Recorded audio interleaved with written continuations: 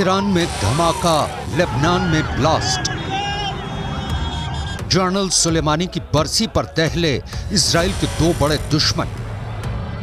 हजारों की भीड़ के बीच दो धमाकों ने तैयार कर दिया युद्ध का फ्रंट।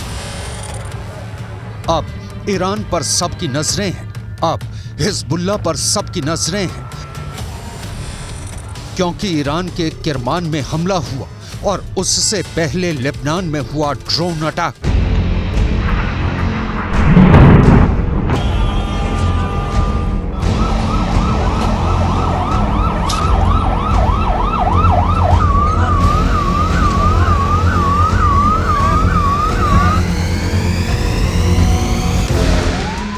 इस धमाके, इस आग, इस तबाही ने गाजा के बाद दूसरे युद्ध को दावत दे दी है। ये लेबनान की राजधानी बेरूत है और अब अगला युद्ध 24 घंटे के अंदर शुरू होने का खतरा है।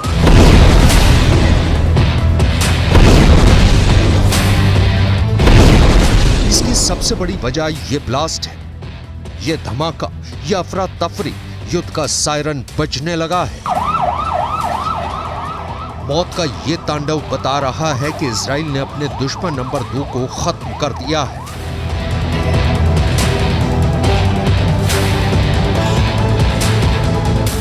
इजराइल ने हमास के पॉलिटिकल ब्यूरो के डिप्टी प्रमुख सालेह अल अरूरी को मार डाला है। लेबनान के बेरूत में हुई ड्रोन स्ट्राइक में हमास के कई अधिकारी मारे गए हैं और इसमें सालेह अल अरूरी सबसे बड़ा नाम है।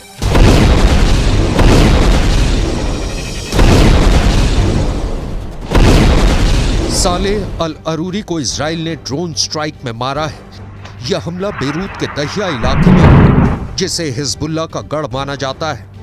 दहिया में जब सालेह अल अरूरी को हमास के ऑफिस के करीब देखा गया, तब इजराइल का ड्रोन मौत बनकर टूट पड़ा। इस हमले में सालेह अल अरूरी के साथ 5 और लोग मारे गए हैं, जो हमास के ही अधिकारी बताए जा रहे हैं। सवाल है कि क्या अरूरी की मौत का बदला अब सीधा युद्ध होगा, जिसमें बड़ी लड़ाई इजराइल और हिजबुल्लाह के बीच होगी। ऐसा युद्ध जिसमें इजराइल की तरफ होगा अमेरिका, जबकि हिजबुल्लाह की मदद करेगा ईरान। इजराइल जानता है कि अरूरी की मौत ने उसका एक और दुश्मन खत्म कर दिया है, लेकिन कई और दुश्मन उसके खिलाफ तैयार हो चुके हैं। हमास के चीफ इस्माइल हानिया ने भी कह दिया है कि इजराइल को अरूरी के मर्डर की कीमत चुकानी होगी। वल्क़ामत अल-वतनिय्यत अल-कबीरा शहीद अल-शेख सालेह अल-आरूरी अबू मुहम्मद नुअक्किद अन इग़्तियाल अल-इह्तिलाल अल-सुहयूनी लिल-अख़ अल-क़ाइद अल-वतनी अल-कबीर अल-मुजाहिद। अरूरी की मौत से इजराइल के 3 बड़े दुश्मनों को बहुत जोरदार झटका लगा है। पहला झटका हमास को लगा है, क्योंकि सालेह अल अरूरी इस्माइल हानिया के बाद हमास में दूसरा सबसे बड़ा नाम था।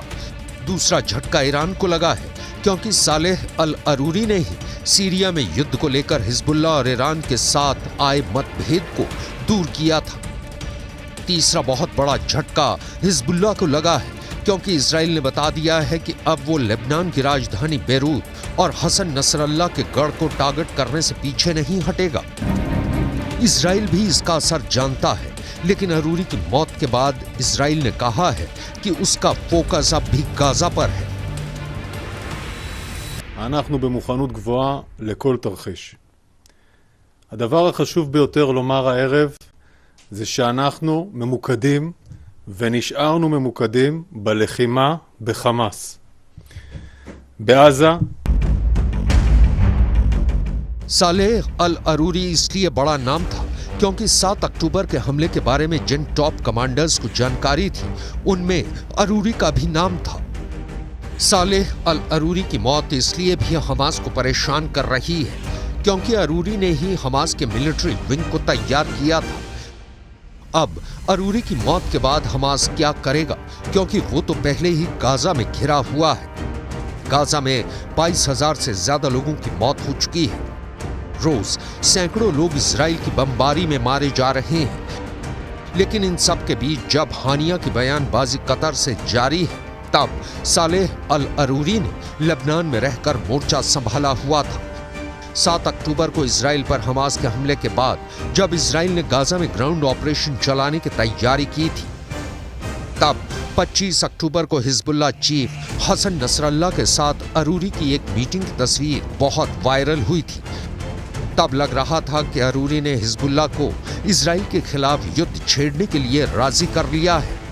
सालेह अल अरूरी को लेकर नेतन्याहू हमेशा डरे हुए रहे हैं, क्योंकि वो जानते हैं कि हमास और हिजबुल्लाह का गठबंधन कितना बड़ा खतरा है। इस मीटिंग में 3 लोग थे, हमास के पॉलिटिकल ब्यूरो के उप प्रमुख सालेह अल अरूरी और साथ में फिलिस्तीनी इस्लामिक जिहाद के महासचिव जियाद नखालेह। इन दोनों ने लेबनान की राजधानी बेरूत में हिजबुल्लाह के चीफ हसन नसरल्लाह से मुलाकात की थी। इसके साथ ही हिजबुल्लाह ने लेबनान से लगे इजराइल के इलाकों में मिसाइलें दागनी शुरू कर दी थी। ऐसे कई हमलों में इजराइल के बहुत से सैनिक मारे गए और फिर इजराइल के जवाबी हमलों में हिजबुल्लाह के भी करीब 100 लड़ाकों की मौत हुई।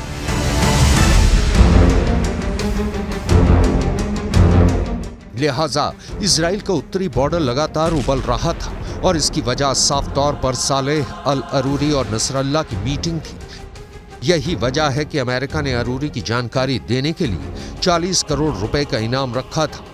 लेकिन अब अरूरी के मारे जाने के बाद इजराइल तो बहुत खुश है, लेकिन अमेरिका की टेंशन बढ़ गई है।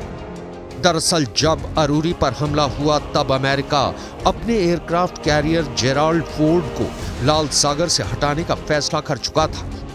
इसका मतलब है कि अमेरिका अब इस वॉर जोन से हटना चाहता है या इसमें और ज्यादा नहीं उलझना चाहता। लेकिन हिजबुल्लाह और इजराइल के बीच युद्ध शुरू हुआ तो अमेरिका को इलाके में रुकना होगा और इजराइल का साथ देना पड़ेगा। अगर युद्ध बढ़ा तो समझ लीजिए कि पूरा पश्चिम एशिया या कहें अरब वर्ल्ड जंग के अंगारों में खौलने लगेगा। हजारों लाखों मौत होने का खतरा है, क्योंकि अब इजराइल ने मधुमक्खी का वो छत्ता हिला दिया है जो गाजा में हजारों लोगों और बच्चों की मौत के बावजूद शांत था। इसकी बहुत बड़ी वार्निंग अब संयुक्त राष्ट्र से भी आ गई है। संयुक्त राष्ट्र महासचिव के प्रवक्ता फ्लोरेंसिया नीनो ने जो कहा है उसे बहुत गौर से समझिएगा। Because of the escalating tensions and the fragility of the situation in the region, we are calling for maximum restraint from all parties. We don't want any rash actions that could trigger further violence. अगर Hezbollah ने Lebanon Israel border पर हमले तेज किए और खुल्लम खुल्ला युद्ध का ऐलान कर दिया तो इजराइल पर दबाव पड़ेगा। इस बात से इजराइल भी वाकिफ है। गाजा में ग्राउंड ऑपरेशन जारी रहने के दौरान एक और फ्रंट आग उगलने लगेगा और फिर बिना अमेरिका के मदद के ऐसे चैलेंज को एक साथ रोकना इजराइल के लिए बहुत बड़ी चुनौती बन जाएगा। गाजा में हमास के लड़ाकों की तादाद 40 से 50 हजार के करीब है, जिसमें से बहुत से मारे भी जा चुके हैं। उत्तर की तरफ लेबनान में मिलिशिया हिजबुल्लाह की तादाद 1 लाख से ज्यादा है और ये सुपर एक्टिव है। इनके सामने इजराइल में एक्टिव और रिजर्व फोर्स मिलाकर 6 लाख से ज्यादा सैनिक हैं। ये आंकड़े बताते हैं कि इजराइल के पास 4 गुना ताकत है। लेकिन गाजा में ही इजराइल पर हमले बढ़ने लगे हैं। इजराइल के टैंक लगातार जल रहे हैं। हमास ने वीडियो जारी करके बताया है कि कैसे वो छुप छुप कर इजराइल के टैंक को उड़ा रहा है। यहाँ एक सुरंग से निकलकर हमास का एंटी टैंक दस्ता इजराइल के मरकावा टैंक पर बम फिट कर देता है और फिर वापस सुरंग में जाकर छिप जाता है। इस वीडियो में देखिए कैसे एक खिड़की के रास्ते हमास का एंटी टैंक दस्ता मरकावा टैंक पर यासीन रॉकेट से हमला करता है। गाजा हो, हमास हो, लेबनान हो, हिजबुल्लाह हो, ईरान हो या फिर इजराइल, और साथ में उसके लिए मारने और मिटने को तैयार अमेरिका, ये बड़े युद्ध के वो मसाले हैं जो यूक्रेन से भी खतरनाक या कहा जा सकता है कि विश्व युद्ध की पक्की गारंटी दे रहे हैं। The General urges all parties to exercise maximum restraint and take urgent steps to de-escalate tensions in the region. I mean, he was very clear in it. He's mentioned it that this continued fighting has the risk of a great miscalculation by multiple actors, and I think this is what we've been seeing in different parts of the region, sadly.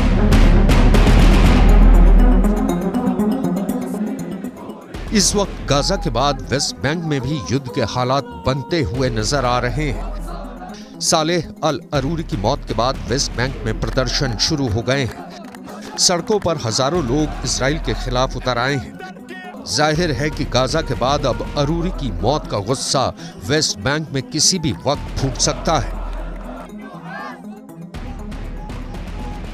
نعم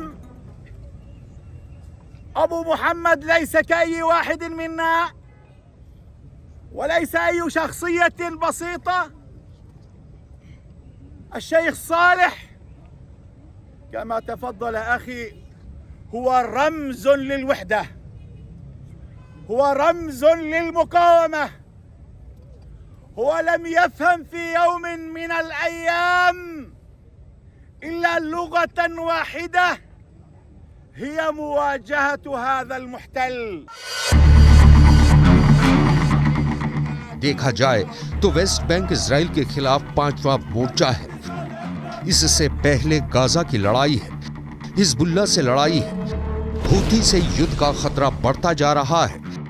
Iraq में Iran समर्थित Hashd अल शाबी ने America के ठिकानों पर हमले बढ़ा दिए हैं। अरूरी की मौत के बाद ये मोर्चे और मजबूत होंगे, इसमें कोई शक नहीं। ये युद्ध फैला तो समझ लीजिए कि बहुत से देश इसकी चपेट में आ जाएंगे।